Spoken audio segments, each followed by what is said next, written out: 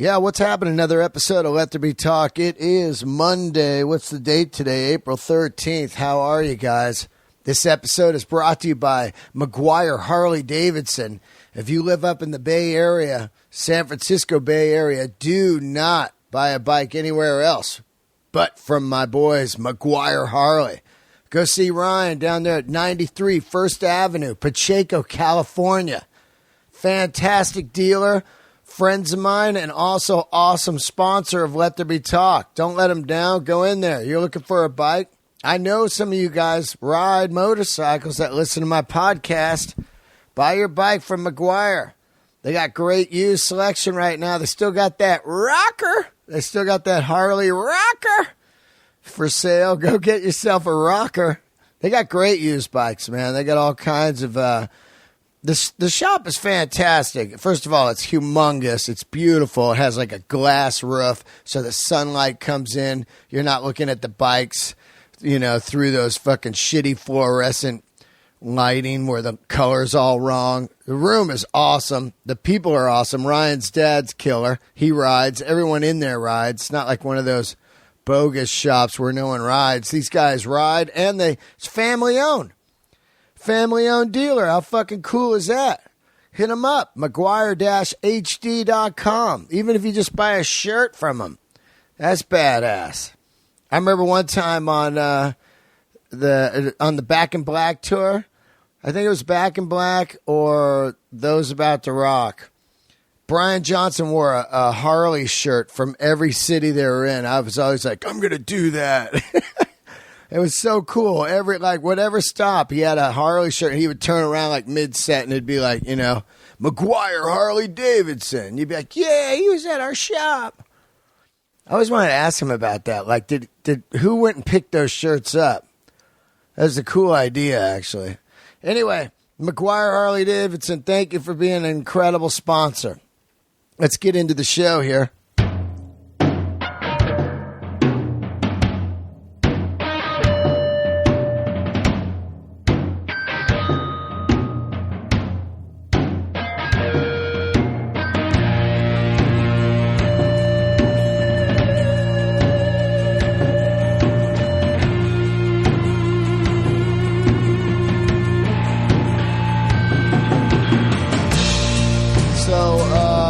How's everybody doing? Good weekend? What'd you guys do? You go to Coachella? What'd everybody do? AC/DC played at Coachella. No, I didn't get to go this weekend. I'm going next Friday to see AC/DC. But I did put the set list up, and there's a killer YouTube a whole recording of the show. So go to my Facebook if you want to check it out. There's a Facebook fan page, and I got it up there. They sounded fantastic. No one talking about Steely Dan, which is weird. Steely Dan, I call him. Steely Dan is the old people's Radiohead, right? They're like just incredible players that only like a certain group of people like. Usually it's just older white men. Steely Dan. I absolutely love Steely Dan, man. They are fantastic. I've seen him before, and I'll see him again. I can't wait. You don't get to see Steely Dan every year like these other bands. So if you get a chance to see him, go see Steely Dan. This weekend I was in Denver, which was fucking epic, man. Chris D'Elia brought me out. I always like traveling with him. We laugh our fucking heads off. He's a great man, a funny man. See his special this Friday on Netflix. Brand new one coming out this Friday, the 17th. And check his show, Undateable. I love the guy. Good friend of mine. And we had so much fun. That Denver audience at the Comedy Works, 7 shows sold out. It's just incredible. I don't even know how people can laugh that fucking loud. Awesome, man. And the Comedy Works, the people that work there, I've said this before when I was out there with Russell Peters, they are just the perfect employees there. They just love, you know, no one's in a bad mood or shitty. They're all great. And then the room's great. The owner's great. That's what makes that place, you know, just rock. Everybody's on the right page. So thank you, Comedy Works. And I'll be back out there May 7th, 8th, and 9th with Jay Moore. So come out, Denver. I love Denver. It's great. Another city I'd probably live in if I wasn't in the biz. Denver, fantastic. And no one asked me to get stoned with them. That was weird. In the weed capital, the Denver Nuggets. The team's called the Avalanche, their hockey team. Why do you name your team after a tragedy? All avalanches usually end with a tragedy, man. It's weird. Anyway, I loved it. Great. Thank you, Chris. Awesome. See you special. Today, fantastic guest. Here's the thing. I love outside of the box comedy, And this guy on today, there's guys like Josh Fadem, Johnny Pemberton, TJ Miller, Rory Scovel. All these guys, I love either really edgy comedy like Burr, Marin, Rogan, Ian, that I like that kind of comedy, or I like this, like, what the fuck? And my guest today is Brent Weinbach, who, when I watch him, I say, what the fuck? When I say that, I love the guys. I run into the room when those dudes are on that I talk about, because they're going to do something that's not going to be your standard just joke telling. And I really enjoy that. I enjoyed this conversation, finding out how you start with that process. Do you have to slip into town and just be a stranger, and then no one knows your personality to where you can pull off kind of, the Kaufman-inspired strange comedy? Just fantastic. I love this guy. He spent some time in the Bay Area. That's where he started comedy. He plays jazz piano. And he also is a very cool dude. He has a fantastic short film I want you guys to watch on Vimeo called I Don't Dance. And this episode is just cool as shit. I had a great time. He also has a funny-ass podcast that he covers video game music. So, boom. He's a perfect guest for here. Comedian and into music. A musician and video game music. Never knew that people nerded out on that kind of shit. But I do like the songs like on Donkey Kong and shit.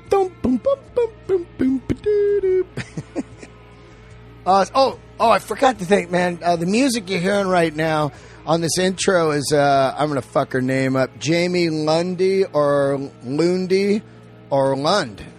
I suck with names. Lunde. Okay? Just an amazing woman. Met her out at Denver. She came to the show. She brought me her CD, and she brought me this incredible Whiskey Town 45, super rare, and just a sweet note, man. It just touched me. It's incredible when I meet people that love the podcast. She wrote, just wanted to tell you how much I love your podcast. Thank you so much. I agree with you. I love the Ryan Adams Gold Tour, and agree with you that it was probably the closest to seeing the Stones in 72, which is what I say. If you saw Ryan Adams on the Gold Tour, it had to be like seeing the Stones in 72. And so anyway, follow her. Her Twitter is Jamie Lunde, or JAMILUNDE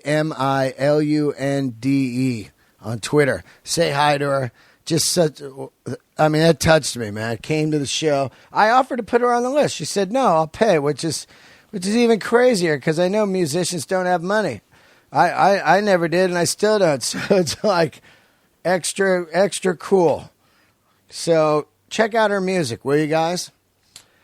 Couple more things, and we'll get into the show. Tuesday night, which is tomorrow. Come to Baked, 1 year anniversary. Steve Agee, Brendan Small, me, Mark Maron.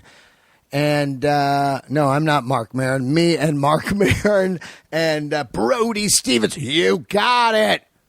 Living it, proving it. 100% Brody Stevens. You got it. 818 is where the Baked is. I love Brody. Baked tomorrow. That's the one where we sing and we do comedy. I'm not going to tell you the songs I'm going to do. There's two shows. I think it's 8 o'clock and 10 o'clock. But I'm going to be jamming with Mark Maron, and this is going to be fucking so cool. I got goosebumps right now. It's funny because he picked a song and then I picked a song. I don't want to fuck his song up. So all day I'm stressing like, God, I want to rock. I want to, you know what I mean? I never want to let Marin down. I'm that guy. Like, I just don't want him to go, I was wrong. I want him to just be like, fuck yeah, every time he sees me. I love that guy. Anyway, Baked. It's the baked potato tomorrow night, Tuesday, the date, the 14th. And it's just going to be super rocking. Don't miss this. Everybody wants to come see me sing. This is it. I don't sing anymore. I do comedy, but I love doing this. So come down. Baked tomorrow night. I think that's about it, except for, I will be headlining in Arizona in 2 weeks. Come see me, 24th and 25th. I'll be in the Comedy Spot, Arizona, 24th, 25th of April. I'm headlining. Please get tickets now. Also, still one more week of the ticket or the T-shirt sale. Don't sleep on this. The 666 Del Razor shirt after this week. That's it. It's a pre-order. Go to my Facebook, Dean Del Rey. Pre-order the shirt. It's only $20. Everybody says, "Hey, when you gonna have a shirt?" I got one now. When you gonna order it? Which reminds me, there's a very interesting story on my Twitter you might want to check out. There's two things on there, or not Twitter, but Facebook. There's a thing on there that was really interesting I was reading about. An artist can truly make it in life if they have 1,000 true fans. And a true fan, they were saying, is one that's just there everywhere. It's an interesting, I liked it because can you imagine? I got 12,000 Twitter followers, but probably about 50 of those are probably real. Not real, but really come to the shows and not 50, but But the thing is, look at it. It's 1,000 true fans on my website, and it's awesome. They say if you have 1,000 true fans, you can make it as an artist for life because each one probably will support you by buying a shirt or coming to your show or donating or anything, and you'll get by, which doesn't seem like a lot, right? 1,000? So that's my goal. I'm going to go for 1,000 true fans. And let me know you're out there. Email me, deandelray@yahoo.com. Leave reviews on iTunes. And subscribe to the podcast. Donate to the podcast if you want. Say hi to me, whatever. Let's get into it right now. Brent Weinbach, right here on Let There Be Talk. All right, here we are, another episode of Let There Be Talk. Great guest today, Brent Weinbach, comedian and jazz piano player, I just read. Oh, yeah, okay, yeah. You did some research, huh? Yeah. Well, you know what? Maybe I told you. Did I tell you that? No, okay. I think your brother did. Oh, that's right. My brothers met you. Yeah, one of them did at least. Yeah, when you were in San Francisco, right? Yeah, are you from the Bay Area? No, I grew up in Hollywood here, but I moved up there for college, and then my brothers followed me up there about 8 years later. You went to Berkeley? Yeah. Right, yeah. How'd you like that? Yeah, it was cool. It was all right. I mean, I don't know. I mean, I don't really know what else to compare it to, Right. But, there's a lot of hippies. You're from the Bay Area, yeah. right? Yeah. You got Telegraph Avenue. Yeah, it's just dirty. I mean, Telegraph, it's pretty, it's kind of funky, and a lot of stuff closes pretty early, actually, in Berkeley. Same with Oakland. Yeah, and actually, same with kind of San Francisco in a way, too. But you can still get food in San Fran. You can get food in a couple places, but there's definitely, I have like a list of, like a short list of spots in San Francisco where you can go later. Yeah, like Sparky's or Burritos. You go to Sparky's, go to Grub Steak. Yeah, Grub Steak. You go to, we used to go to this place called El Zocalo to get pupusas. I don't know that. The Mission, yeah, El Zocalo. And there's another place called Los Panchos also, but I preferred El Zocalo. I would just go no matter what, just El Farolitos, 26 and Mission. Yeah. And just get super sloppy. Giant quesadilla. Yeah, I liked the Cancun Taqueria on 19th and Mission. Yeah, they had the vegetarian burrito there is good. Are you vegetarian? No, I'm not. Oh, but the vegetarian burrito is good there, and that's my pick there. If I go there, I'd get the vegetarian burrito because I liked it more than the meat burritos. But I love that venue at Berkeley, the Greek. Oh, the Greek Not Theater? to be confused with Greek here, but Right, that right. one, man, I saw some of the most epic shows there ever. I don't remember how It's many so shows weird. I saw there, yeah. It's like weird because there's like apartments or whatever up there, like Yeah. frat houses. Oh, right, behind it. right. Yeah, also, there's a way you could sneak in, too, to the place by basically just climbing up the hill somehow and just, I think there'd be a gate, like a chain link fence or something like that, but you can kind of sneak some shows that way, I think. Or some people used to do that. At least. Yeah, I'm sure. I'm trying to remember who I saw there. I think I saw Oza Motley or something like that. Oh, yeah. My buddy was the drummer in that. Oh, really? He was in yeah. the Wallflowers. I saw Wilco there. Oh, okay, yeah. Stone Temple Pilots, Butthole Surfers. Oh, when was this? Oh, shit, I don't know, 90s or something, you know? Yeah. Tom Petty. Mm-hmm. Tons of shows. It was always funky, though, because they had that volume, like dB limit. Oh, really? Oh, yeah, because of residential, people in the Berkeley Hills would be like, it's too loud. And you could talk during the show, you know? That's right. Yeah, I just, but big venues like that and outdoor venues, I don't love them, I mean, it's like, it's just, I just like smaller venues and being able to sort of be really close to the performer. And yeah, I like outdoors if it's like... Do you like the Hollywood Bowl? Oh, I love the Hollywood Bowl. If I'm in the first, right. in the seats. If you're out in the back, it's like ass. It's crazy how you see them say something and you don't hear it until like a few seconds afterwards. Yeah, right? they got no delay towers out there. You know what I mean? Like a lot of venues have like delay towers, so when you're looking at the screen, you're hearing it immediate. You know, but there you're up on the hill. Well, yeah, I used to call it "Fool on the Hill."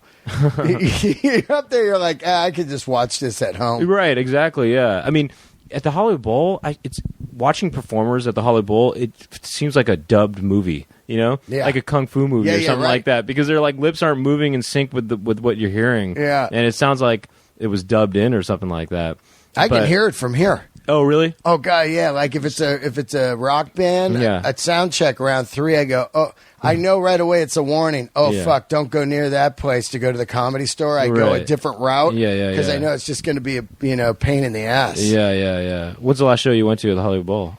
I go every year. My buddy gets free tickets. And we sit in like this killer box. So the last one I saw there was, 9 Inch Nails Soundgarden. Okay. Oh, it was incredible, But like I said, I'm 49, and when you spend your years going to concerts proper, like sitting on the side of the stage or in the photo pit or hanging with a band, all the other ways suck ass. Yeah, sure. There's people throwing shit. There's people texting and talking. And smoking cigarettes. I hate cigarettes. Yeah. And they're sneaking. Oh, me too. I hate they're cigarettes sneaking too. cigarettes. Yeah, that bugs me actually. I hate it when sometimes there's certain comedy venues. Well, I don't think they really exist as much anymore. But right. They could smoke indoors. You walk out on stage. I'm not trying to go up on stage into a bunch of smoke. Yeah. Like actually, I was in Hong Kong recently. in brutal December. there. Well, yeah. There's a people's. Well, actually, Hong Kong's not as bad as the mainland. Right. Actually, Hong Kong's okay, right? I'm just talking cigarettes. Yeah, no. I love Hong Kong. No. I know. I'm talking cigarettes too. Okay. But on the mainland China, they're smoking everywhere indoors, right? But in Hong Kong, a lot of the places are trying to crack down on it. And not. I mean, they're trying to be a little more. Their whole thing is they want to be cleaner. I think you just fucking might as well smoke there because that fucking sky is ridiculous. There's zero regulation. Every kind of fucking shit is in the air there. Yeah. I mean, it's worse on the mainland too. It's like crazy. Beijing is. I was in Beijing too, and that's where it's really polluted. But there's even signs in Hong Kong that say no hawking because everyone's like hawking loogies all the time. Oh God, yeah. But they're all wearing masks, like Japan. Yeah. I thought the mask. I thought the reason people wore masks was because they didn't want to get sick or something. Yeah, but it's for the pollution. Absolutely, it's all pollution. Yeah, because you're getting black shit in your lungs. You know, it's absolutely amazing. It's like 70s LA. Remember that? How old are you? You probably weren't alive. I'm 35. Okay, LA in the late 70s, early 80s.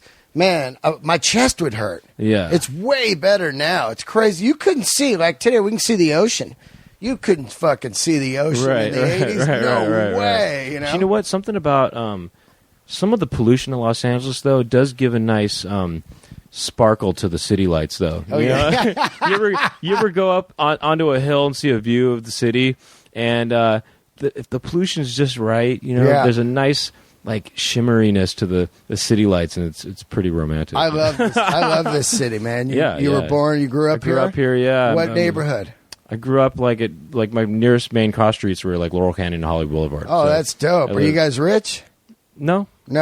Just back then, like. I mean, it was pretty underdeveloped, actually. Kind of. My dad's built a house actually. Wow. In Laurel Canyon, in the 70s. Yeah. And total hippie or what? That's kind of hippie. My dad's a little too old to be a hippie. Yeah. But if he was 10 years younger, he would have been a hippie. My dad's 80 now. Yeah. Wow. Close to 80. And he 10 years. If he was 10 years younger, he would have been a hippie probably. You know what I mean? I think like he would think hippie stuff is silly, but I think he would have been a hippie 10 years before. And what's he do? He's a carpenter? He used to make he just he got some bank loans, and it was pretty underdeveloped there. Actually, that whole area used to be like hunting ground at one point. Yeah. You see the photos in Greenblatt's. Oh yeah, right. They got like the guy taking like the fucking cable car up. Yeah, right. And that that Cannon Country store has been there a long time, and that was like kind of like a little market for like hunters and stuff. Yeah. I think. Same with Beechwood. I heard this too. I heard that Laurel Canyon used to be a river. I don't know if how true that is or whatever, but I heard that was just a river going through that. So I don't know. But so yeah, he built this house in the 70s, and my father used to make like kind of movies in the 60s and 70s. Oh, he did? Like B movies, yeah. Wow, director? Producer, writer. Well, that's dope, man. What anything cool? There's this movie. I mean, called, all of them are cool if you made a movie. So, yeah. But I mean, there's this movie called the Mutations, otherwise known as The Freak Maker. Yeah. It's about a college professor who kidnaps his students and does experiments on them, and kind of turns them into sort of half plant, half human. Kind of freaks, that's cool I guess. Shit. Kind of like Soylent Green, where they used to feed the people. Or what was is that the one where they'd eat the people? Remember that? Yeah, that was Soylent Green. Yeah, that's the big secret of Soylent Green, that it's people. I love Soylent Green. But they would turn them into these sort of freaks, and then he would, on the weekends or whatever, he would bring them to the circus, and he'd show them off. He was like, this college professor guy would show them off at the circus. Wow. So it was like the first movie since Todd Browning's Freaks to use actual circus freaks in the movie. So I love circus freaks. Oh, really? Like I like I like that old when I was a kid, the thing would come into the Bay Area, it'd be like a sideshow thing. Mm-hmm. And it'd be like the bearded woman, the super tall man, and the smallest man, and the tattooed man, the sword eater. Well, the alligator woman. Yeah, she would come to my house. Really? Yeah, she had her alligator skin. Like her skin was all. I mean, she was known as the alligator woman. She had alligators. No, I mean it was like a real thing. She had some kind of weird, some kind of disorder, some kind of like condition or something. That was like made her skin scaly and rough or something like that. And also there was this other guy who came over named Popeye, who is this guy who pops his eyes out of the sockets. Well, yeah, like boing, like a cartoon. Yeah, old cartoons. Yeah. And so, but yeah, no, I moved from. To the Bay Area for college, and I stayed there for about 10 years. I started comedy there, and then I started comedy at the Punchline. Punchline, yeah, that was kind of my home club. But I'd also put on a lot of shows outside of the clubs. And there's like 5 guys that I absolutely love. I like 2 different styles of comedy. I either like crazy, angry, funny, smart stuff like Amir and Burr, CK, that kind of stuff. Yeah. Or I like the completely which. The weird, which of course you won the Andy Kaufman Award, and other guys I love, Josh Fadem, Josh Pemberton, TJ, TJ's Rory, so funny. All those guys are all great. Yeah. I absolutely Rory's so funny, so committed. Yeah. Oh God, I love that style of comedy. I could never do it. But when there's 5 guys or whatever that I just love, and when you guys are on, I immediately go to the room, and it makes me fucking laugh because I love the fact. Of course, I grew up on Kaufman. I'm 49. I love Andy Kaufman. It's so weird. Me too, actually. Yeah. And it's amazing to see. I love the fact where half the room's doesn't get it. And the other half does. Strangely, like my personal goal is to get the whole room on board. You know what I mean? And even if the room is half on board or whatever, I want to get those half and get them on board. You know, I think it just takes a matter of getting them to in a frame of mind where they don't. I think that you might be thinking too hard. I want you to just not think and just react. And I think eventually people. I mean, that's the goal, is to just get as many people on board, just to, you know, make them realize it's actually as stupid as it looks. There's no deep meaning, you know. It's great because there's like guys that are just kill at it. There's nothing worse, I think, in comedy than the bad Kaufman guy. Oh, right. You know what I mean? Where one day they just go, I'm just going to be weird, and I'm Kaufman now. It has to come from a really sincere place. You know, it has to come from the heart, I think. You know. Yeah, like when I hang out with T.J. Miller or something, I go, oh, well, this guy's just the fucking real deal. No, man. He's so pure. To me, he's a very pure comedian. You know, just everything he does and all the silly, weird stuff he does, it seems really true to me, you know? Right. But I think that's the thing, is like people, if they want to, you can't really fake it, you know? I think as weird as someone is, or even as not weird as somebody is, it should always be, you know, coming from a real place. Yeah. And so, if it's not genuine, then I think that especially if you know the guy. You know, you're like, what are you doing up there? You know what I mean? I think it's almost like there was a band in the 80s called LSD where they're from Chicago. And the thing was, the singer was homeless. Yeah.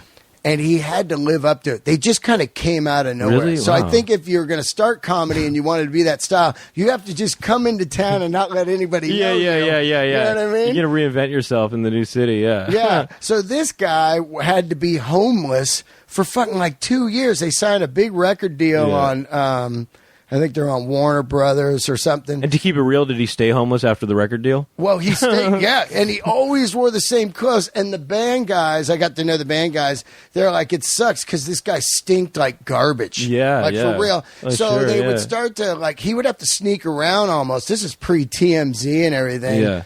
But, like, he would sneak around and he'd have to put the clothes under the bus in the bay because they stunk so bad. Yeah. And then he'd get to the gig and he had to put the clothes on. It was basically an old rundown suit and glasses and shit.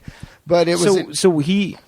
It's like, even though he started making money, he, like, still committed to the whole homeless thing. Oh, identity, God, right? that was the whole point of the band. So he might have actually been, like, pretty well off at one point, but was still like, I got to still smell bad and I got to still, like, not live in anywhere. Well, someone did some background on him and found out he was actually rich from Chicago and owned, like, apartment buildings that were left to him in a will or whatever. Oh, so he was just more of like a hippie. Yeah. I mean, like, really, or like just a gypsy or something, you know? Well, I think his thing was, it was more performance, you know? Like, so he was... Yeah, it was like a conceptual thing. That's exactly I'm going to embrace. I'm going to be homeless as a conceptual thing. Exactly, but he didn't let people know he wasn't. So when you talk to him, he'd be like, "Oh," and it's like he'd sometimes throw up on himself. Really? like a little bit like. It was all an act. It was all an act. Wow. But fuck, it was pretty genius for a few minutes because when the band comes on, they kind of sounded like Cheap Trick. They would come on, they'd have these beautiful kind of poppy songs, and then he would come out and then have fucking moves that would knock you out, like kind of James Brown, Michael Jackson. I'll show you when we're done. Interesting. Okay. And he could sing like a badass. Yeah. But, did you know that guy or just the bandmates? I knew I started to talk to him over the time, and once in a while he would slip out for a minute. Really? But my buddy started playing drums with him, and he said that his gig would be to, like, cue him if people were coming, like, so he could get into the Stanley mode. That's funny. Wow. Isn't that weird shit? That's funny. So what do you think about that? But do you feel like it worked? Or, like, do you think it was, like... I think it worked, but you could only go so far because the bummer was the music was really good, but they only talked about him all the time. Yeah, the homeless guy. Yeah. You know? Right. So after a while, you don't really ever get over that. Right. And he's not getting any chicks. Right. Can you imagine that one? Well, maybe homeless chicks, you know? Yeah, that would be funny, or something, right? You know? But I guess, you know, or something like that. Probably. My point is, I love guys that commit to stuff. When was the first time you saw Kaufman? Like, what got you into that style? I mean, it wasn't even really. I mean, when I was a kid, you know, like I liked watching Kaufman stuff on TV, and I mean, anytime I was definitely into Kaufman when I was younger. But actually, what more got me into it was other '80s stand-up comedians. I mean, basically, I watched a ton of stand-up comedy in the '80s. Like Bobcat. I mean, I like Bobcat Goldthwait, but I did. It was like, believe it or not, people like Harry Basil. Oh yeah, Harry. I know Harry's a good friend. Yeah, that's wild. Really? Like, because it was anyone who did stuff that was when they like either brought instruments or like used audio visual cues or you know, like did anything like kind of visceral. Yeah, like that's what I would really like and eventually kind of try to emulate. But Charles Fleischer also. Oh yeah, awesome. You know, or like Dana Carvey. Dana Carvey, amazing. Saw him last year. He crushed at the Lovitz, man. He went up, just did great shit on a keyboard. Yeah. I think people who usually use music somehow or did accents or something like that. That's sort of what kind of really got me more into it. Really kind of dealing with visceral type of stuff. But Kaufman too. I mean, the level of commitment for Kaufman, I think that rubbed off. You know what I mean? Just because there was no. What was cool about Kaufman was there's no wink at all ever. Never. And I like that. I mean, I don't like when there's a wink in comedy because it sort of, I don't know. It's just like, to me, when there's no wink, it takes you to wherever they are so much further. I believe in that too because you're always. It's like the end of Inception, where everybody has their own idea of what it was. Uh-huh. You know what I mean? Yeah. I love that about Kaufman. Because you're just kind of like, who the fuck was that guy? Well, also, I guess winks like spell out the joke too hard for me. You know what I mean? Like I like it when it's not. I like it when to me, like I like it when the joke is obvious, but he didn't say anything, or someone didn't. Or they didn't say anything to signify the joke. You know what I mean? Like I think like it's whenever I think winking, I guess, is kind of like spoon feeding, and I kind of don't. You know what I mean? Just cheating. Yeah, I think so. Maybe that's why I love Norm Macdonald. Yeah, you're just like what? I loved his roast. The when he did the Bob Saget roast. Yeah. That was the best. Like that was the best. I thought. I did actually like how some people thought that he was being serious about those jokes. I love his 2010 special live at the Fillmore. Norm doing stand up. Oh, okay. I didn't see that. It's one of the best in 20 years, I think. Oh, he really? just does 3 premises, 1 hour, and really? you're just going, "What the fuck?" Yeah. Oh, I got to see that. Yeah. Oh, you're love it. Yeah. So I like these kind of more visceral guys. Yeah. And I think that's a kind of also other TV like non-stand up stuff like late 80s Saturday Night Live was kind of like I think so absurd, and I really like that era. How do you get? I mean, you're playing jazz piano. Oh, yeah, right. What is the thing? Is jazz piano first, or is comedy first? How does? Or like I've played music 25 years, and then I became a comedian. Right. Yeah. But what were you just like? I'm just into doing like art, piano and comedy. Or? It was like I always wanted to do stand up comedy since I was a kid, but I just didn't understand what I didn't understand my identity yet, or how I wanted to project myself. Like what were you doing early on? Different, not doing what the style you do now. When I started writing material. And at the sort of the end of high school and in college, I was writing it like I thought I needed to be like Seinfeld, and I liked Seinfeld, but I mean it wasn't really me, But that was the guy, right? But I was like trying to be, I was trying to be conversational, and it's like that wasn't. I knew that wasn't ever going to work for me because it wasn't.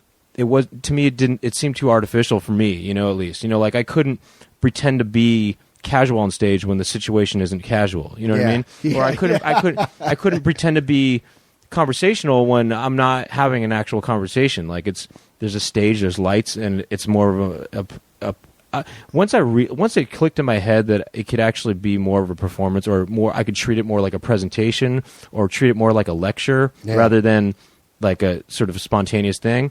Then a lot of things started to fall into place for me. And actually the person who kind of really made me realize that the most was not a comedian, but this radio monologist named Joe Frank. Yeah.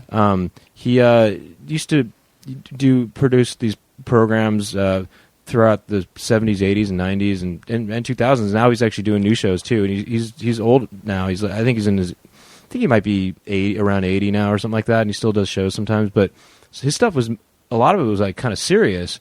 Some of it was humorous, but what was it, like a radio show like Dr. Demento or something? No, it was like he would tell stories and also like have guest speakers and stuff too. I don't really, he was basically kind of a storyteller, you know. And I'm not a storyteller comedian, but his style was really deliberate. That's what kind of rubbed off, though. It was very deliberate, and I think like the idea of just being deliberate and not trying to create an illusion that I'm being off the cuff or something like that. That kind of resonated with me, and then that's kind of how I think I found my identity as a comedian. But going back to the question about jazz piano, that was sort of just a separate. I mean, it was kind of just a separate thing. And like after college, I moved to San Francisco to sort of try to be a musician, you know, or just like, you know, be a working musician. Where are you playing? Like Elbow Room and shit No, like that? I was playing at Paradise Lounge? No, not anything cool like that. I was playing at like hotels and restaurants and stuff. Oh, really? Yeah, so I was like playing at I don't know if you remember the Argent Hotel. It was like on 3rd and Market, and it's not there anymore. You're just doing piano bar stuff? Yeah, I was doing like lounges and restaurants. I played at the restaurant Stars. That's not there. That's not there anymore. Yeah. And then I played at a bunch of different restaurants and a bunch of different hotels. I played at the Mark Hopkins hotel. Or wait, is it Mark Hopkins? Is that what it's called? Mark Hopkins, the one on Nob Hill. Yeah. And I played at I used to play at the Fort Mason Officers Club. Really? Yeah, there's like all old military people. And what are you doing? Just jazz standards? They're paying you, and that's like was like your gig. That was, I'm going to be a jazz pianist. After college, I mean, I got kind of lucky. I got a job at a hotel. I mean, I was at first when I first moved to San Francisco, I was getting small jobs here and there and not making a ton of money. But I was also like sometimes even just playing for food. Sometimes you know, like some restaurants would say, well, you can make tips. And we'll feed you also. Oh, yeah. And so I would do that. Gig. You know, yeah. And then they're like, all right. And then you just eat a whole fucking night. Yeah. Get something to take home as well. Yeah. But I would, but then what I did is I kind of went through the phone book.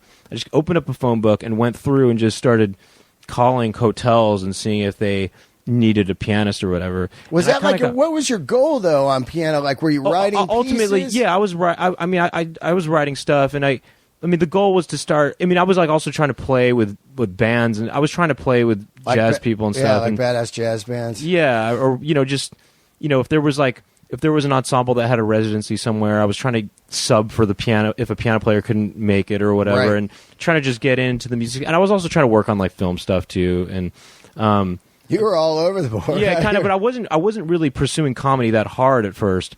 I played around with comedy a little bit in college, but I wasn't really. But it was just sort of, but eventually I called a bunch of hotels, and this one hotel needed a pianist, and I just went in and got the job, and that was like my regular job for a long time, was at this one hotel, and then I kind of switched around a little bit. Yeah, you can't do comedy if you're doing working nights, right? And so that became an issue. That's why I stopped playing piano. Was because of comedy eventually, but doing comedy was doing piano. The jobs I was doing wasn't very fulfilling because it was a lot of background music, you know? Yeah. God, that's got to be so boring, yeah. Right? Well, it was just like I would play 4 hours a night usually. Ooh. And the money was cool, Yeah, but you're just sitting there 4 hours and you just doze off and just start playing, right? I wrote a song once. Like I basically wrote a whole song in the background of that hotel without people knowing that I was like writing the whole time, Yeah, right. But, like, that's awesome. It was actually one of my best songs, It was all like I pretty much composed the whole thing, kind of secretly without them knowing. But it was also kind of like I'd really get into it, and nobody would even be listening, and it was kind of discouraging to just play my heart out. And I could imagine because towards really the end of my music career, I remember just playing like, say like Genghis Khan, and you're playing and there's a full house, but they're there to see like their friend or whatever. So they're just texting while you're on and talking. They don't even look. They don't even give a fuck. No, sometimes they didn't. I got asked to keep it down sometimes, actually. Like they were, people were like, oh, is it okay if you could play a little softer, Piano, keep it down. Yeah, because they were like, they were to talk and socialize and stuff. Yeah. And sometimes, And sometimes they'd have the TV on in the lounge, and it was just like, why am I here? You know, but I mean, I'm glad they kept me on for as long as they did. But I mean, it wasn't just. But I started to get tendonitis. I was playing a lot. I started getting tendonitis, and my back started hurting because I was always just sitting in the certain position. 4 hours. You're just there. Actually, at the Mark Hopkins Hotel, I used to pick up these 8-hour shifts. What? Yeah, I would play like from. I think I would play from like noon to 8 or something like that. What kind of money did that pay? It was. I usually got around like $40 an hour. Or something like that. So. That's brutal. 8 hours. Yeah, it was hardcore. What's going through your mind? Well, I would only do the 8-hour shifts 2 times a week because that was all I could take. You know what I mean? like I would only do 2 8-hour shifts a week. I'd do like a Monday and a Tuesday, and then I just that was too hard. Generally, I would play 4 hours a night. It would be 6 to 10. That was usually. But as I started to get more involved with comedy, like the fulfillment was so much more there for me because. Even at an open mic, it was just you get people. There's people listening to you. You know. Yeah. I can imagine. Now you're like, oh, finally. And there's a response, and there's a response. Like there's a very clear response too. Yeah. Whereas. And don't get me wrong, playing the piano, there would be people who sat next to the piano and they would enjoy it, and they'd sit there and listen. And they're sipping their wine like, fine playing. Yeah, there was fine playing. There'd be people like, so do you know Baby's Got Back? Right. There's guys like that in San Fran. San Fran always has the joke bands. Yeah, well, I used to kind of throw in some joke songs into the mix sometimes. So I play mostly jazz standards, but. I'm really into video game music. Yeah, I read that. Yeah, and I would Donkey Kong and Pac-Man. Well, I would throw in stuff like that. Like I'd throw in Zelda or Castlevania, and every now and then I'd jazz it up though. No one would know it was video game music. It was like jazz renditions of that stuff, and people would every now and then come up and be like, "Is that Zelda or is that Metroid?" That's cool, man. And but anyway, like I started. The more I got busy with stand up, it was like harder to do piano stuff, and plus I wasn't really doing any cool shows, you know what I mean? I wasn't playing. It was just a job. Yeah, it was a job, and it was like much better than like waiting tables. Yeah, I mean, I guess, yeah, I mean, because you're in your own world, Yeah, I mean, I guess I was able to chill out, but like I said, it was physically it was kind of physically demanding. I couldn't imagine it because I played music for 25 years, and there would be gigs. Yeah. Where I remember one time we were hired to play, they said this snowboard fest in Mammoth. Mm-hmm. So we're like, oh, this is going to be wild. But where we were, none of the people were, because they were all down at the snowboard fest at night where they'd have like Chili Peppers play. Okay. And we were up at this like restaurant we thought was going to be wild. And you're there like 6 days. You got to do 3 sets. There's no one in there, and you have to do it to get the money. Yeah. That's the weirdest fucking feeling because you're like, how about you just pay us and we leave? They will never do that. Right, I know. Because they feel like they're burned, so they'd rather just, there's like 9 people in this place, and we're playing 3 sets. Yeah, right. Well, hey, you know what? But for even situations like that, and I've done those kind of situations with comedy too, where there's like, I did a show in Birmingham, Alabama once, and there were 7 people there. Yeah, and I was getting, I was being paid. I was like, all right, I'll give these guys a show. Absolutely. And I sometimes I like smaller crowds because that there's kind of a little more focus there, and there's more connection. Well, they always trick you, right? You got, this is going to be horrible, and at the end of the night, you go, God, that could be one of the best nights ever. Yeah, no, well, because the bond is so strong, not just between you and the performer, but not just between you and the audience, but the audience within each other is bonded because they're in this together, and there's only a few of them, And, so I kind of like small crowds. Sometimes they'll never forget that too. One time we were in Birmingham, Alabama, and this kid came on, and then they'll talk about it every Christmas, which is cool. Yeah, and it's like they'll remember that a lot more than they'll remember a regular show. So I like the small crowds. So like a crowd of like 9 people or whatever. Yeah, I mean, I could see that working. You know what I mean? Just. Giving those people a show and kind of having fun with that, I mean, it's better than like a full crowd not paying attention or whatever. That is the worst, actually. Where you just hear nothing but talking and they're not even looking at you. Yeah. What was your favorite like music venue in the Bay Area? Oh man, well, of course the Fillmore once it reopened. When I was young, it was never open because it it closed in the 70s, and they had that Jim Jones People's Temple was next door, man. That was like the church where they all went out and drank the Kool-Aid. All right, no, yeah, I don't know. Yeah. Oh, that's some scary shit. So, that just never even went over there. Really, the Fillmore was closed. It got damaged by the earthquake in '89, and then Bill Graham decided to, do the seismic retrofit and fixed it up and opened it back up. I think that's the best venue in America for me. Yeah, the Fillmore. I can't believe how amazing it is. You started comedy in Los Angeles, right? I did. 5 years, 2 or 3 months. Yeah. So did you, when you were in the Bay Area, did you go to comedy shows? Well, I worshiped comedy in the 80s, and I was way into Bobcat. Oh, yeah. Bobby Slayton, Kerry Snow, all these people, Robin Williams. It seems like a lot of musicians like Bobby Slayton for some reason, right? Well, he was pretty edgy for the time, like pre-Dice. Yeah. He was just the pit bull. Yeah, you suck. He had a radio show on every morning, and I'd listen to it on the way to doing construction work or whatever. And he was just radical. It wasn't like I was listening to Howard Stern yet. He was like, he wasn't in the Bay Area, for years. Right, yeah. So it was those guys, and they had that huge comedy festival there. And I remember one year this guy Tree won, and he was Tree. I remember Tree. Yeah, the tall. I know guy. Tree. Yeah, he's black. He's white. Oh, wait. I thought he was black. I think he's white. I'm pretty almost positive he's white. I couldn't even remember actually. I thought he was black. Yeah, he'd have the. That was so long ago. The mantra. Wait, he was. He had a leather jacket. Leather jacket. I forgot now. He's bald. Right. Bald. Yeah. I remember now. He had the leather jacket, and he was just a monster looking, like biker. Yeah, I like. He's interesting. That's so funny. My memory for a while was he was black, but you're right. As soon as you told me, I go, yeah, he wore the leather jacket. I just remember. Yeah. I mean, that was so fucking long. He had some sort of mantra of masculinity or something like that. It was like, it's something like Reagan. What was it? Reagan was one of it. Was like 3 R's. Do you remember? I don't know if you remember this. It's funny and weird. I liked it. I should remember this because I think it could come in handy at one point. Just to say it out loud at one point somewhere at a dinner party. I wonder what happened to that guy.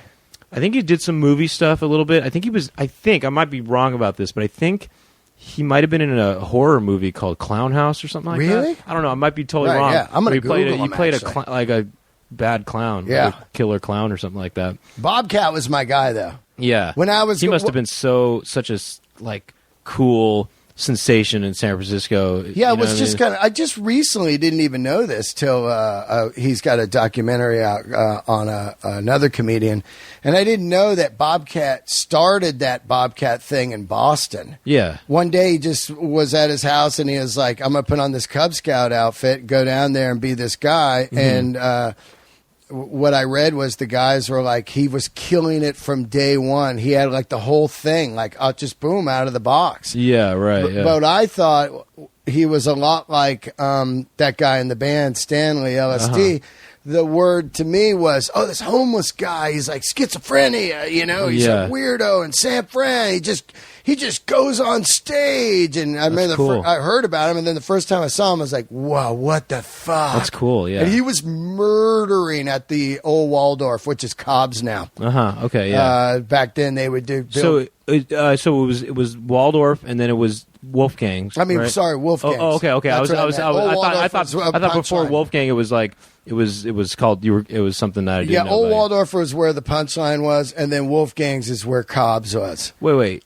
Waldorf was where the punchline is now. Was that a place called Eagles or something? Next door to the punchline was the old Waldorf. Okay, yeah, and that was a music venue. That's right. And the club kind of was. That's like the dressing room. That was the dressing room for that venue. Isn't that crazy? Yeah. But Wolfgang's was burned down, I think. From the crazy people, it was a crazy hotel above, and they were always mad because there's music every night. Yeah. I think one of the guys burned it down. I don't know. I could be wrong, but that's how I kind of remember it. And all of a sudden, it was just gone. It was like, it was epic, Yeah, and Cobb's was originally in Count. It was in Cow Hall. I mean, it China was in Basin. It was near. It was like on Lombard or something like that at first. Oh wow! And then it went to the Fisherman's Wharf spot. but I think it was on not Lombard. What's the street next to Lombard down in the marina, kind of? Marina or Chestnut? Yeah, it was on Chestnut. I think. Wow. I think, but I'm not. I could be that's wrong. how I am. I think. Then sometimes I'll Google shit and go, man, I was way the fuck wrong. Yeah, no, but I'm pretty sure it was like I think it was on Chestnut. What's that called? Cow something? Cow Hollow? Yeah, it was Cow Hollow. It was in Cow Hollow, I think. Right. And then it moved to the Fisherman's Wharf. Yeah, it was there forever. Yeah, it was there for a while. And when I started, it was there. And then they moved to Cobb's. What was your first real gig? Was it Punchline or like a Sunday? Well, I mean, like when's the first time I got paid to do comedy? Well, no, you're doing some open mics. What are you doing? Like Brainwash and shit like that? Because the thing is when I would do Brainwash. Brainwash was my first open mic. I used to do this place called the Java Source also, which was it was an open mic that was in the Richmond actually. Wow. It was like 5th and Clement, and it's right across the street from where the Holy City Zoo used to be. Oh yeah, which was at the time called the Dog's Bollocks, I think, or something. Then they had the Last Day Saloon. Saloon there too. Killer.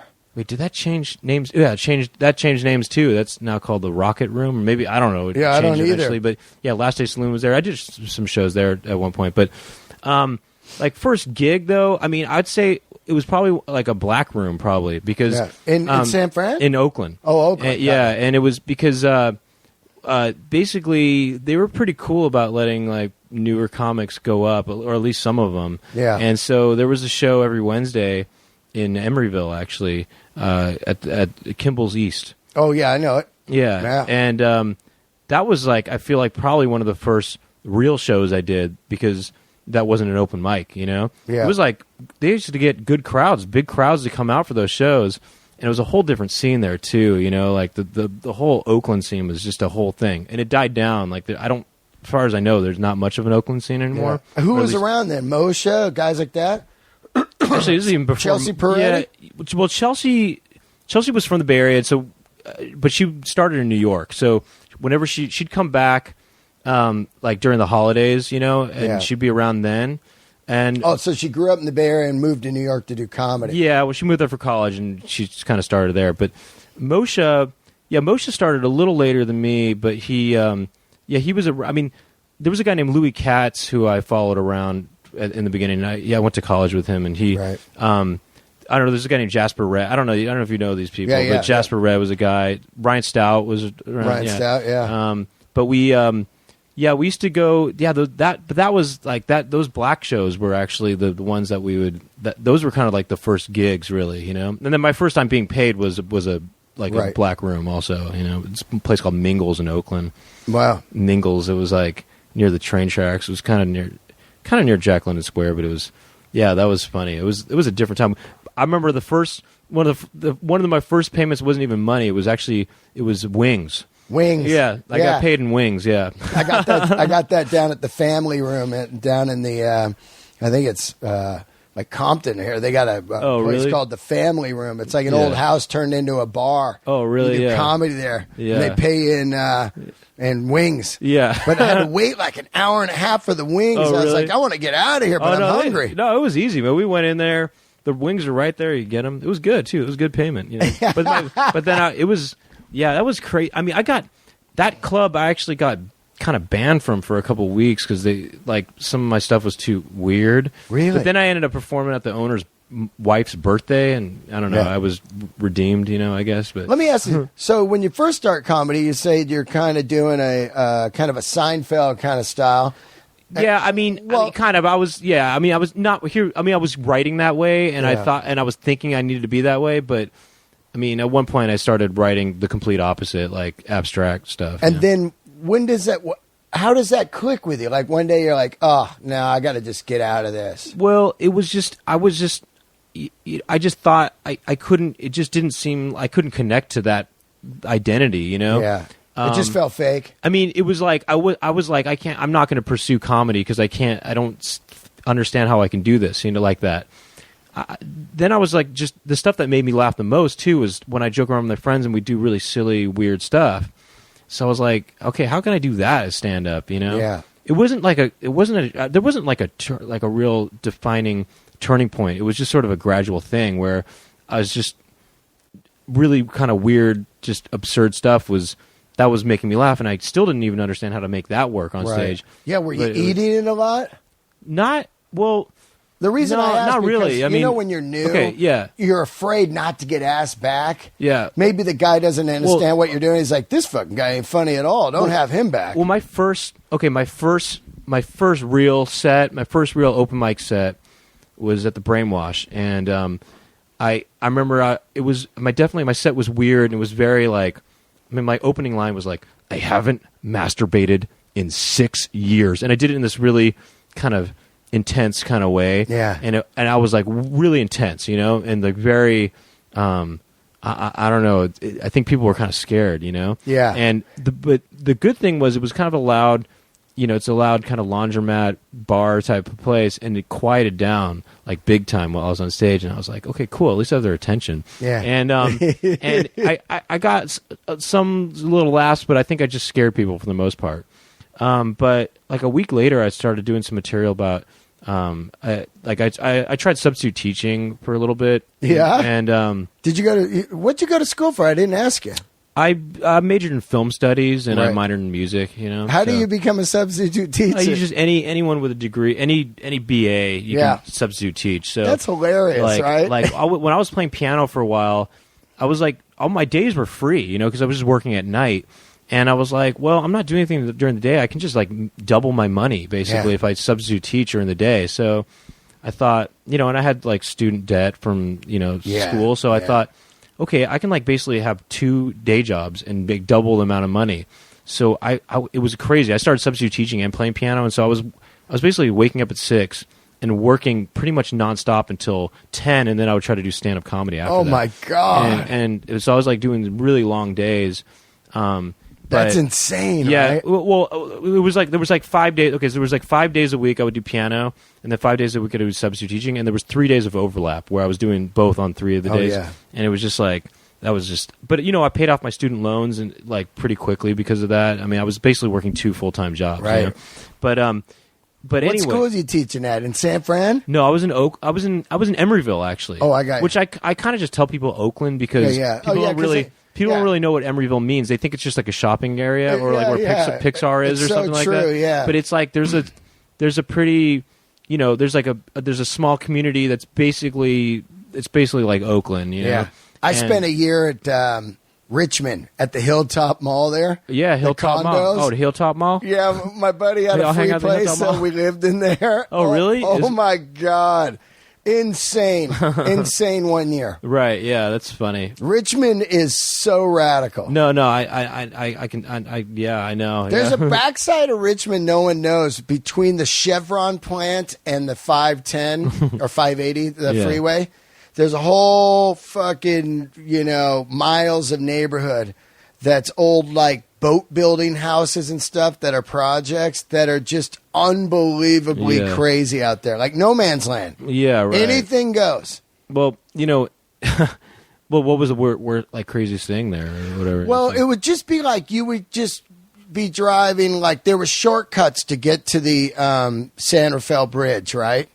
So you would go through there and you would just, you know, if you were ballsy, you know? Yeah. So, like, my band rehearsal was in San Rafael, so me and the bass player would drive through there, and, you know, you'd just be driving, all of a sudden you'd look, and there'd be a full-blown street race going on, like, full-blown with, like, 100 people, cars, and midday. Just no cops, nothing. Then you'd go a couple more blocks, and there'd just be, like, a street fight going on, you know, like guys fighting, and then miles of liquor stores and people just sitting outside, passed out, and just radical, just every block, like no law at all. Yeah. And I remember every day we just drive through and we'd just be like, whoa, look at that. Like we would see a car on fire, no one around, like, you know? Well, you know, in Emeryville, it was like such a poor district that they had to close down the middle school. They used to be affluent too, actually, but there was like this corrupt administrator or something like that who embezzled all his money. Wow! And somehow, it like the consequence somehow was that that the district got penalized for some reason, and they had no money anymore. And so they closed their school. They closed down the middle school, and they basically sent like half the kids to the elementary school and half the kids to the high school. So there's only 2 schools now at this point, or at that point when I was there. There was only 2 schools, the elementary school and the high school. And the high school went from 8th grade to 12th grade. Wow. And there was this... Just swallowed up the junior high. Yeah. And so it was funny because, I remember there was one time there was this fight between these 2 girls. One was an 8th grader and the other one was an 11th grader. Yeah. It's an interesting kind of mix. And they fought right outside my classroom. And then the parents came to kind of, the parents were called. And right. Then the parents started fighting physically. And unfortunately, I didn't see that fight. But right. I heard, this could be, I don't know if it's true or not, but I heard that not only was a gun involved, yeah, but apparently 2 hammers. 2 hammers? Wow. I didn't know there were biker clubs. You ever go Flint's Ribs, man? Flint's? No. What's that cool club in Berkeley, Oakland border there? There's a barbecue place called KC Barbecue. No, I know Berkeley. that. This was called Flint's. It was just a house. You pull it up, and they just threw slabs of ribs through the window. Oh, really? It was unbelievable. Do you ever go to that KC Barbecue place? Yeah, there. I thought that was good. And then the other one, what's it called? Emery's, or what's that one called? It starts with an E. There's another rib place. I forgot. Oh, yeah, no, I don't know. God, I forgot. There's a club in Berkeley there that was huge. Starry Plow. Oh, I used to go to a lot of shows at the Starry Plow. Okay, Flint's was right up the street from the Starry Plow. Oh, really? Okay, yeah. And you just pull up to this house. It was a restaurant, just a house they gutted and just put smokers in. Mm-hmm. And you just stand there and go slab, and they come out in a paper bag, $12. They were the best ribs on the planet. Okay, yeah. What about Genova's sandwiches? Oh, that sounds so that Italian familiar. Deli on not Telegraph. No, like I don't Shattuck. know. Actually, yeah, I don't know. I can't say I went there. No. Oh man, some good food. You know what was really good though? What was it called? IB Hoagies. Yeah. That place was good. I thought I liked that. You had that? Yeah, that yeah. was good. That was I loved. That's like I think that. And this place in Philadelphia, Ishkabibbles, were the best. Ishkabibbles. You know Ishkabibbles? Yeah, oh, really? Course. Yeah. It's so funny when you're in Philly because it's Ishkabibbles. Is it Jim's? It's Ishkabibbles all the way. That's the best place. Well, that's because the one it's across the street from Gino's, right? Yeah. Or is it Gino's? Is that what it's called? Or? Gino and I forget. Yeah, it's across the street from TLA, the club, right? Is that how you got there? No, I was there because I was at Helium. Oh, gotcha. Helium. Yeah. There's a rock club, TLA. Oh, okay. That's why I was there. Yeah. Oh, okay, yeah. Ishkabibbles is the one that, like, Rami from the Wallflowers, like, this one's better. It's dirty. It's got more flavor. Well, I tried both. Like whatever the other one was. I think it's called Gino's or something like that. And that one's more famous. Gino and Carlos or whatever. Yeah, it's the famous, all lit up. Yeah, that's the famous one. Then there's one called Jim's, the third, which some people think is the best. Oh, really? Yeah. Yeah, maybe next time. Ishkabibbles is great. Ishkabibbles was that. Basically, Ishkabibbles and IB Hoagies are my favorite. Those are my favorite cheesesteak places. Yeah. I think those are the best places. There's weird restaurants in San Fran and Oakland and stuff. Like there was one spot on Polk Street where they sold these like kind of like pierogies, full of pork. They're $2. You just go up to this window and they just hand it out. You put mustard on it and ate it. Like I don't even know what the fuck they were. Well, we used to go to this place. I mentioned it before, El Zocalo, right? Yeah. And it was in the Mission. It was right where Mission and Valencia kind of intersect, around there. And pupusas are these little kind of corn, kind of, I don't know, pancakey type things with a filling of some sort. Yeah. And they're really good and filling too, and they were only $1.50 each. Yeah, right. And so you could spend $3, and that was it. And you had some chips and salsa, and it was. Yeah. You're done, It was like such a cheap meal, I was living in the city when you were like, for seriously, $2.50 was your rent. Oh, yeah, really? Wow. And then burritos, all burritos were $3. Yeah. And beers were $1.50, like Budweiser, Pabst, and all that. So really, you could just be a full-blown rock and roller and just street hustle some kind of money and live. Yeah, prices are different these days, We're all... I remember when gas was 87 cents. Yeah. Like... It almost got there last month. Oh, yeah. For a second, it was... But, it's crazy how... I can't imagine seeing gas 87 cents, now. But I remember gassing up, and gas was, in Los Angeles, it was like 87 cents. I can't imagine that would ever be like that low again, I guess, No. But, okay, so what I was getting at was I used to substitute teach, right? And I started doing material about substitute teaching. Yeah. And I started doing that like a week after I kind of really started, and that started getting a really good response and stuff. So, like, what was it? I just started talking about, I was just doing impressions of the kids I was working with and just my interactions with them and stuff. Yeah. And just like, oh, Mr. Weinbach. They would call me Mr. Weinbach, Yeah. I had this whole joke about correcting them that it was like, it's pronounced Weinbach, know? Weinbach. Mr. Weinbach, keep on saying he's going to stab me. And I'd be like, it's pronounced Weinbach. He's like, but yeah, or something. I forgot how it goes. I forgot what I would, but, or I would do impressions of them saying stuff like, oh, Mr. Weinbach, you doing too much. Like they would say, "You doing too much" was that was like a phrase that they would use on me a lot. Mr. Weinbach, you doing too much, motherfucker, doing too much. You ever have guys wanting to fight you?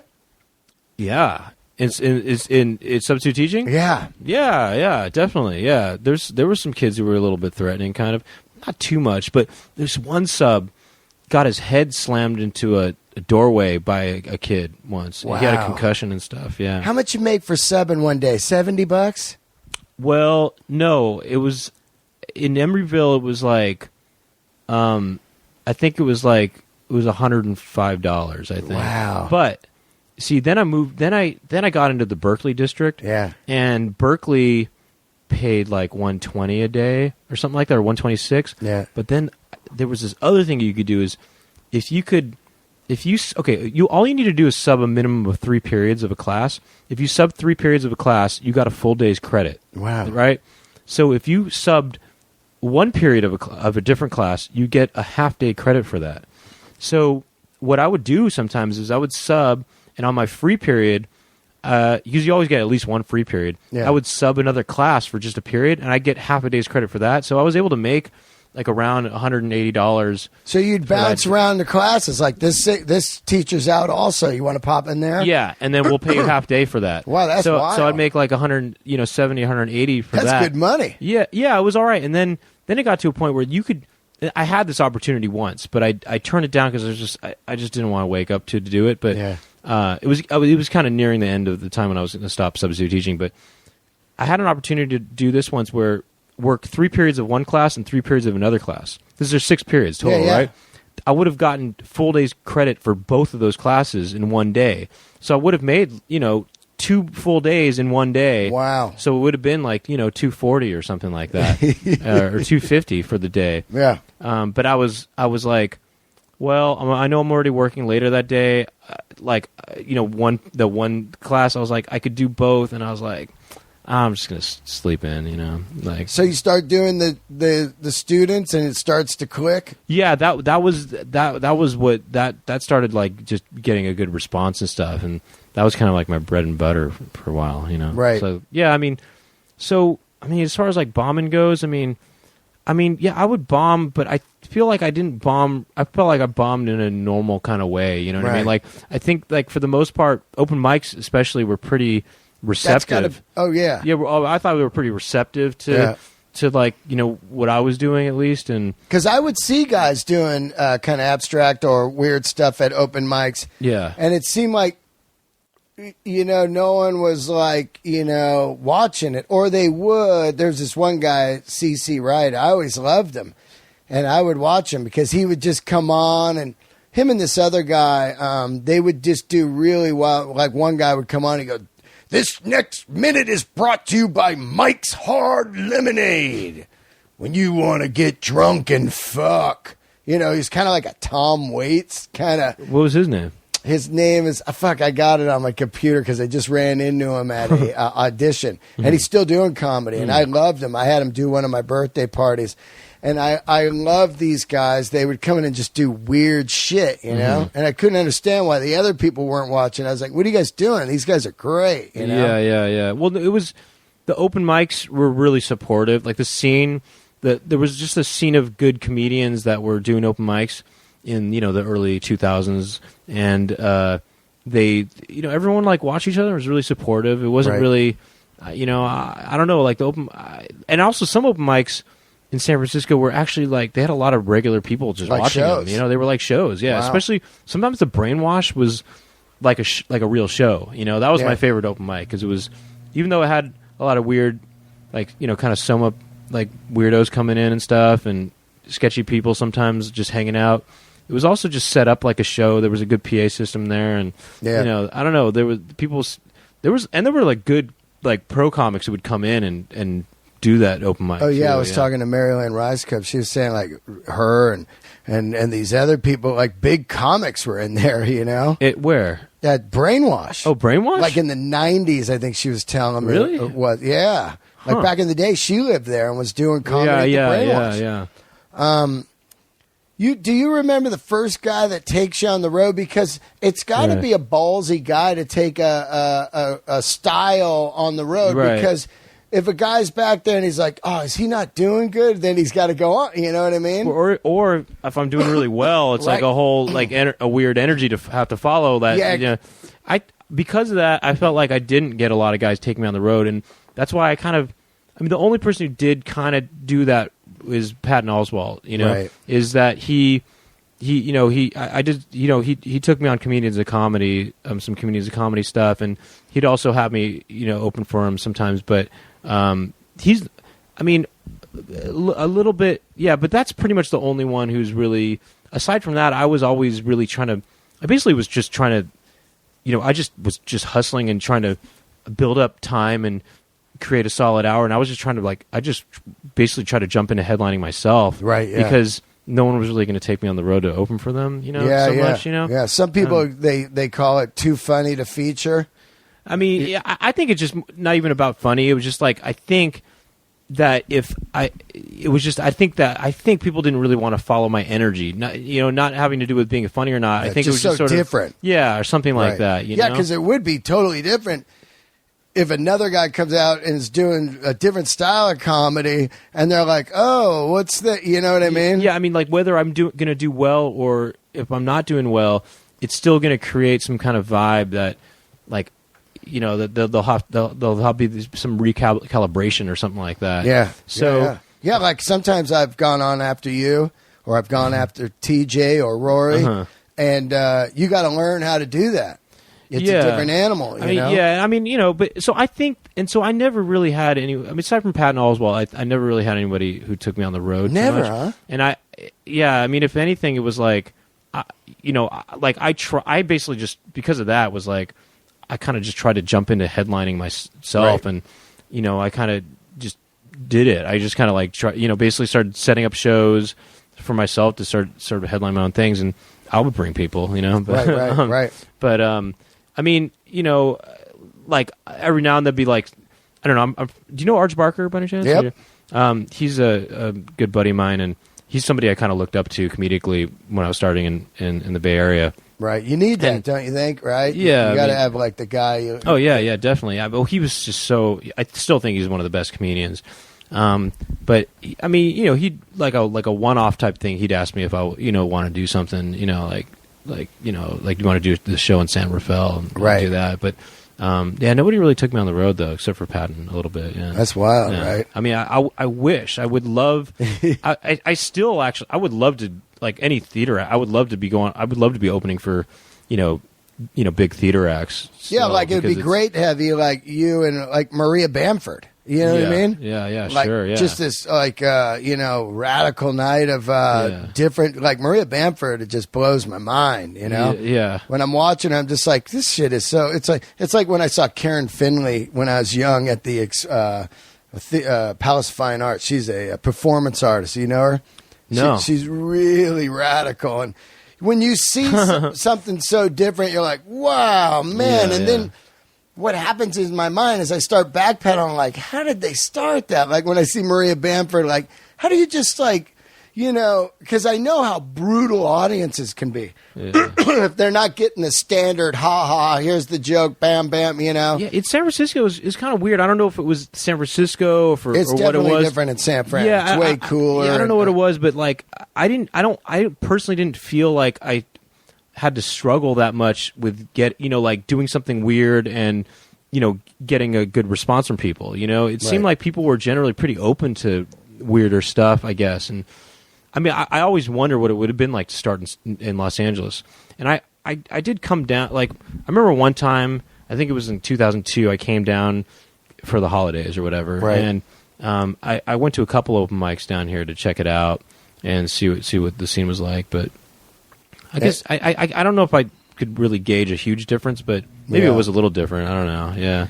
I think it's just because I'm so new in comedy and naive, like, because I didn't even know, like, there was that alt scene even, like, 15 years ago. There was, like, I guess is when it was really boom. Now that I'm doing comedy, I'm like, wow, I didn't even know that shit existed. It's almost like here in LA, different styles of music, Yeah. You're going like, oh, whoa, oh, if you're into Wilco, then you're going to like this guy where they got it, and you start finding everything. Yeah, right. It's like when I see Norm. Like, wait, because you started, where'd you start exactly? I started here, Comedy Store. The Comedy Store, yeah. Why did you, what led you to that? Like, why did you decide to start there as opposed to, wherever else, or... you mean the venue-wise? Yeah, or like that's sort of where you kind of came up, right? Yeah. So where, like, how did I was hanging there in the 80s. Okay, yeah. My buddy was dating the head waitress there, and my other buddy was dealing coke, so they were there all the time, and I was playing music in L.A. all the time, so that like when I'd be in town. So you kind of had a history with it. Yeah, they'd be like, oh, let's go up to the store. You got to see this guy Kinnison. It was like rock and roll. Right. Like I was rock. And that venue was rock, and Dice and Kinnison, and there was just this thing, of like that's where you went after you played gigs because they had the kind of you could just hang out. Right. So so because of that history, you were like, all right, I'm going to start doing this, and then that was the place to go to. Yeah, I didn't really know what the Laugh Factory was at all. I'd see it, drive by it all the time, but I didn't know what it was because it just seemed like. It was like Greenblatt's and that. It just didn't seem like a club to me, really. I just didn't know what went on in there. Yeah. And, of course, I knew about the Famous Improv, but the Comedy Store was like, to me, it just felt outlaw and radical. It was, I was like, I got to go there. That's my roots, rock and roll. That's what it felt like to me. Yeah, and thank God because it just was, it fit. I don't think I would have fit if I was starting at 44, just going down to the Laugh Factory. There wasn't anybody going like, hey, man, you got some pretty good stuff. Try this or that. Well, definitely seems like there's a community at the Comedy Store. Yeah. That's cool. I think the Comedy Store is really cool. Yeah, I love it. It's just misfits. It feels real to me. It just feels... and I like the Comedy Store. I love UCB and I love Nerd Melt. Those are my three favorites. Yeah. Because... I love the outside the box of Nerd Melt or UCB. I've always been into stuff that's totally different. Like Devo's one of my favorite bands. Kaufman.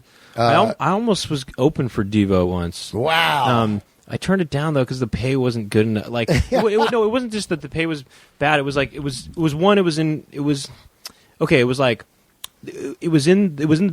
Northern California, and I was living here already. And they weren't covering anything, and it was just like it just made no sense. It was just like it wasn't enough money to do it, and on top of that, it was like I wasn't sure it would have been a good show for me. You know what I mean? Like it could have been a good show, maybe it might have been a good show, but I don't know. For people who are really there to see Devo and don't want to watch comedy, I thought it might have gone poorly, and I didn't want to go up there and not make any money. Or make a very small amount of money and to have a bad show have too. Your soul stolen on top of it. Just I mean, so comedy before bands is weird to me. It can be tough. Like I've done it. I've opened for some bands before, I've had it bands. It just feels on fucking hard. It can be bad and it can be really good sometimes. It's just kind of a gamble. It's only good if the act is acoustic and everybody's already sitting down. I saw Jeff Tweedy from Wilco do a solo tour. Yeah. He had a guy open and it was fucking phenomenal. Because all he did was roast Tweedy and he's like now. Who do you have? I forget the guy's name. He's from Chicago. He's a famous guy and he came out kind of like a Mexican waiter looking dude. Oh, really? And he's like, Fred Armisen? Yeah, that's who it was. Oh, okay. Yeah. And he was just murdering, and I was like, this is great. That dynamic is... Also, Fred Armisen, he was a band guy, he's a musician. He's talking about Tweety downstairs doing heroin at the Great American Music Hall, he's like... It was funny. He's like, you think he's down there getting ready? No, he's shooting up. You know, he's doing funny shit. Yeah, there was I think like it can really work sometimes, but sometimes it's just like people are there to see music and they don't even understand like why is there a guy talking and stuff. And it can be bad. They're not going to be quiet. It's so risky. Yeah, they're not going to be quiet. A lot of those people have never seen a comedy show, so they don't even know. Yeah. I also did comedy at the Viper Room about a year ago where everyone was standing up. That was horrible. Well, yeah, I don't like it when people have to stand, but I've definitely done a fair share of like shows where people are standing. I think all the comedians at comedy shows were standing shows. Really? But those crowds are really good. Oh, well, that's a comedy crowd. Yeah, absolutely. yeah. But it is kind of like, why, like, it's so tiring to stand. I mean, like, that's weird, I don't right? know. Yeah. Eventually they're going to get fidgety, from standing. But I've done these standing shows. I mean, they work out all right. I prefer that they don't stand, but I'm not like super, like, I don't know if it's a standing show. I mean, also music festivals too. Like I've performed at music festivals and those are, people are standing for those. You did Bonnaroo Conan 10? I've never done Bonnaroo, but I've done Sasquatch. I did the one year they did Coachella. They had there was comedy in 2007. Really? Yeah, that's actually one of my favorite shows I've ever done in my life. Actually, was Coachella, just because it was in one of the tents. Yeah, it was the smallest tent. It was the far right one, the Gobi stage. I think it's called. And it was totally packed. It was like supposedly like I don't know. 7,000 people or something like that, and it was a really good show. And then afterwards, my sister and I just, we had like these all access passes, and we were just able to like just watch all these bands and eat in the artist eating area, which was really good catered food and stuff. And that was just one of my favorite days in comedy was that. But you think a show would work if it was you, Fatum, TJ, Rory? That would be. I'd love that. Yeah. Man, I would go see that in 1 minute, man. I mean, each guy trying to just outdo the other guy. I think it would be fucking fantastic. Yeah, no, I would. Actually, TJ and I almost did the show that was. It was TJ, me, and Josh Fatum. We almost did this college together, but Josh couldn't do it though. No, yeah. Josh is great too. No. Josh is so funny. He's really good. Oh my god! Yeah. Like those, I love. Like I said, I love seeing guys and just going, "How the fuck do you start that?" It just comes from. I think it just comes from being. Well, it's just real, natural, real. Yeah, being. Just comes from. It just comes from the heart. I think. Yeah. I mean, that's how anybody. I think does it, yeah. I mean, it's funny though. Some people, I don't know. Maybe some people fake it, Like Stanley, absolutely. Are you kidding pull me? A Stanley, What? Let's talk a little video game music. Yeah. You got a podcast on it, right? I do. Yeah, it's not a comedy podcast. It's like I'm really into video game music from sort of the 80s and early 90s. Yeah. And my friend Rob and I, we do it together, and we just pick tracks and play them and talk about why we like them and stuff. Right. And do you know who wrote this music? Is it one guy that does a lot of it, or one guy did all the video game music that you ever hear? No, I'm just kidding. No. You never know though. No. It's tons of different people, and there's. That's a different world. That's almost like a totally weird different. Zappa world. It's totally of making music for video games. Boop boop boop boop boop. Yeah, well, yeah. I mean, it's interesting. I mean, it's sort of simple as it might sound because it's like beeps and stuff. It's actually really there's a lot of complexity to it too, and a lot of like layers and. Oh well, they stick in your head. Yeah. So right away they're hits in their own way. Well, they're definitely very melodic, and there's a lot of dynamic to that. Just even the melody, and even just like the way the melodies are structured, they're really. I mean, I don't know. There's a lot of depth to them because of that, That you think that in your head. Key video games that you loved had different songs, like they test different songs when they're making the game? I don't...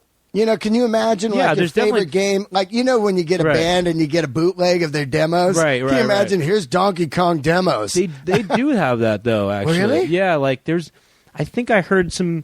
There's this game for the Super Nintendo called ActRaiser, and it's an awesome soundtrack. It's by this guy named Yuzo Koshiro. He did the music to this game called Streets of Rage, right? And he also did the music to a Nintendo game called Legacy of the Wizard. And there's actually you can find it that he had some demos for ActRaiser, and they're a little different than what you hear in the game. That's so wild. It's kind of cool. Like, I mean, it is that, you know? Yeah. Hearing it was like a prototype version of the soundtrack. They have that for a lot of games, actually. There's like prototype versions of the game, you know? That's wild, right? Yeah. I think that somewhere floating around there might have been a prototype of like Sonic the Hedgehog or something like that. Wow. Yeah. So it's got to be on YouTube. Yeah. People upload that stuff, definitely. So the podcast got to be pretty short. Like, I mean, you're out of songs now, are you? No. Believe it or not, it's like it never ends. Really? I mean, it's virtually infinite. I mean, obviously there is going to be a cap, but I could do the podcast for the rest of my life and never run out of material because there's so much stuff. If you think about it like this, all right, like we deal with mainly third and fourth generation video game music. So we're talking like, 80s. We're talking 80s and what some games? And 90s. Like well, the consoles are like Nintendo, the original Nintendo. So each level has a new song. It's not just that. Oh yeah, think about it like this. All right. There's like these are the systems we're dealing with: Nintendo, Super Nintendo, Sega Genesis, Sega Master System, TurboGrafx 16, and let's say it's mainly those 5 systems, right? Yeah. No Atari. Look, I mean, Atari. There's not a ton in Atari. I grew up on Atari. No, I know, but but the thing is, Pitfall 2. Oh, Pitfall was dope. But Pitfall 2, the sequel, which is on Atari, also, that has actually that's like one of the first instances of a continuous soundtrack. Yeah. Or one that loops, you know. But let's say we're dealing with those 5 consoles. Or let's throw in Game Boy also, right? Yeah. You got 6 consoles, right? The Nintendo has about 1,000 titles to it, right? There's like 1,000 games, right? Including the Japanese ones, right? Wow. That didn't come out here. 1,000 games. Yeah. The Super Nintendo has like about 1,500 games, okay? That's including the Japanese ones. Gotcha. The Genesis, I don't know where that's at. That's in the hundreds probably, but there's hundreds of games there. And TurboGrafx 16, I don't know how many games are for that, but all right. Well, okay, so let's take the Super Nintendo or the Nintendo, right? Yeah. So you got 1,000 titles.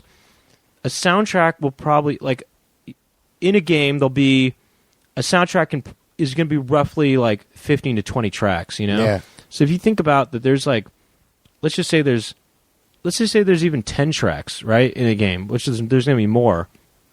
10 times 1,000, that's like 10,000 tracks right there. Yeah. And then, I mean, if it's like a role-playing game on Super Nintendo, there's usually 30 to 50 tracks in one game. So just you multiply that by how many titles there are, and think about there's tons of. I mean, there's like virtually an infinite amount of tracks. Now, not all of it's good, and my job and my co-host's job, Rob, is to go through all this material and try to find the best stuff and curate the best stuff. So you grab a song and then you play it and then you talk about it? Yeah, but it's like the hard part is there's so much boring crap out there that you have to sift through to find the gems, you know? Yeah. So I'm just like listening to a lot of boring stuff, and then it's like then I'll find a good track that's like, oh, I got to play this, you know? Yeah. So and where do you find the songs? You can find all the sound files to pretty much every game on the internet. Really? Like people have uploaded the sound files to all the games on the internet. On iTunes or no, YouTube? They're actually the files from the games. Wow. And so you need a special player to play the files, and then you can kind of go through a lot of games. Not every game is uploaded, but that's some super nerd shit, right? Kind of. I mean, it goes deep, yeah, definitely. But there's so much material there that you can never run out. And I'm always finding new stuff. Like I've heard countless soundtracks, and I'm still always finding new stuff. And it's all like limited to this era too, which is like, you know, this sort of earlier era of video games, you know? Yeah. And where do you find the guys' names that make the music? Have you had any of those guys on your podcast? Yeah, we have. Yeah, I mean, we've had some interviews. Do they say they made money or they got robbed? Well, it wasn't as like video game music in the 80s was kind of a newer thing. You just worked for them and made music. Yeah, it wasn't like a job. And nobody then really thought the music would be like something people would care about in 30 years or whatever. Right. You know, so I don't think they made a ton of money off of it. You know, like nowadays, video games are like movies. Yeah, the royalties and stuff. And yeah, I mean, it's a whole different thing. But like we don't really deal with that stuff, but because the aesthetic of like older video game music is very specific, you know. So. Yeah, and the music is always kind of wacky, right? Well, it's also even the way the approach to composition during that time was so different than it is now, or like that it started to be like in the sort of late 90s or whatever, you know. Right. So yeah, it goes deep, and there's what's it called? The podcast? It's called the Legacy Music Hour. Yeah. And where iTunes? Yeah, you can find it on iTunes. Yeah, you can find it. You go to legacymusichour.com and find it. Like I said, it's like if you're not open to liking video games, because a lot of people like they hear the beeps or they hear the the technical aesthetic, like they hear those sound waves, and they immediately just their brain won't allow them to really hear the music in it. You know, like they'll just hear that and they won't hear the musicality that's in that. And so sometimes it's harder for some people to appreciate, I think, video game music. But once you kind of once you start listening for the music, and like hear like the counterpoint and like the melodies and how it all works together and the harmonies. Are there guitars and stuff? No, I mean there's stuff to sort of sound like it would be a guitar if there were real instruments in it. I mean, it depends. On Super Nintendo, though, like Super Nintendo is all sampled sound, not sampled music, but the sounds are sampled, so it's kind of like MIDI. Super Nintendo is, so they might have sampled a guitar for that. Yeah. So there might be a guitar for that, but as far as Nintendo stuff goes, it's all this thing called PSG, programmable sound generator. And it's just simple waveforms, like a triangle wave or a square wave. Yeah. And it's just is it like that stuff like I'm doing, like that boop boop boop boop boop? I mean, yeah. I mean, there's more to it than that, I would say. But I mean, it's usually there's three voices interacting with each other instead of just the one. Right. Although in some very older games it is just one. Like Space Invaders. Yeah. Space Invaders is known to be the first. Yeah. That's just thing. Well, it's just that it's just like dun dun dun dun dun dun dun, just that. Yeah. But and so that's just like that's very simple, They just ripped off Jaws. Right. Or they did, or it almost sounds like they ripped off the Charge, Oh yeah. It almost sounds like that almost, but that's interesting. I got to check. You're right, though. It does sound like Jaws, though. It does. Actually, it's yeah. like dun dun dun. Yeah. You know what I mean? It does. And then it gets faster. It goes dun dun dun dun dun dun dun. Yeah. Dun, dun, That's known to be like I think the first like continuous soundtrack. There was like little jingles, and like Pac-Man or Donkey Kong had little jingles here and there, but And Secret Ship was almost a kind of a sound too, like on Space Invaders when the bonus ship comes out. Yeah. Right. I mean, it's a sound, but it's like a or like in Galaga would have there's like jingles, but as far as like like when you put the coin in on Galaga. Yeah, and there's also this like little fanfare that I think when the game starts too. But there's these but as far as looping music that's continuous. I think Space Invaders is the first one, and then when I start to hear music really kind of develop, I'm thinking, Pitfall 2, around then, and also another early one was Marble Madness. Right, yeah. I don't know that game. Yeah, I mean it was an arcade. It was an arcade. I think I was going after chicks by then. 83. Yeah, I'm a junior in high school. Like there ain't no video games going on in my life. It's rock and roll and girls. Yeah. But anyway, it was I mean, there's a lot of stuff, and if you think you might be open to appreciating video game music, check out the podcast. But it might get boring just hearing us talk about. Oh, I love that bass line right there. Or, I love that. I think I might have to listen to it just for comedy, like just two guys geeking out on like. Well, I'll turn you on. I mean, the best episodes to start with. I don't know which ones are the best ones to start with, but I don't know, maybe. Episode 23 is a good one. No, I don't know. I mean, the earliest ones are not the best episodes, but somewhere in the 50s is good, maybe. Actually, one of the best episodes, I'll tell you what it is. Yeah. Episode 76, Sports Games. Yeah. It's all sports games. The music is really good. Wow. We joke around a little bit, and the joking around is funny in that episode. Yeah, start with episode 76. All right, I'm going to check it. Thanks for coming by, dude. Yeah. When you got some shows coming up? But whatever. There's always shows around Los Angeles. Here's what's better is to check out. I made this short film. Oh yeah. You were talking to me about it. Yeah. Yeah, I made this short film that I put a lot of time and work into. And that's what I'm really trying to push. So forget the live shows. You know, check out this short film I made. It's called I Don't Dance, and where is it? It's on Vimeo. You can watch it for free. Okay, now, it is like a full short film. It's not like an internet short. It's not a sketch. It's not a sketch. Yeah. So it's like a 20-minute. Yeah, give us some film. patience. Yeah, you assholes. have to sit Don't down. just be like, out. So you have to kind of sit down and watch it like you're going to watch a TV, like an episode of a TV show or something. But it's 20 minutes. It's called I Don't Dance. Just search for Brent Weinbach, I Don't Dance, or Brent Weinbach. Yeah, or Mr. Weinbach. Mr. Weinbach. or, but it's on Vimeo. Or just go to vimeo.com/Brent Weinbach, or, or whatever. I'm going to watch it tonight. I wish I would have known last night, but I remember you and I were talking about it. I said, oh, yeah, I did a short film, and then we started talking about that, remember? That's the truth. Yeah, that's what I'm trying to push, though, is like watch this short film, because I just...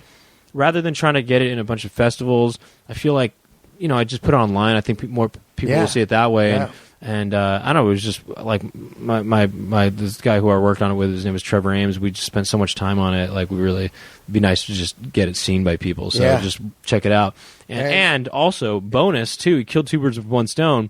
Half of the music in it is video game music. So, there you go, you can basically just watch the short film and see if you like video game music that way, Yeah. That's badass, man. Thanks for coming by. Yeah, thanks for having me, dude. So cool to have you, man. I love your work, and looking forward to seeing you all this year. Yeah, thanks, man. Thanks, brother. Yeah. All right, there you guys go, man. Thanks for tuning in.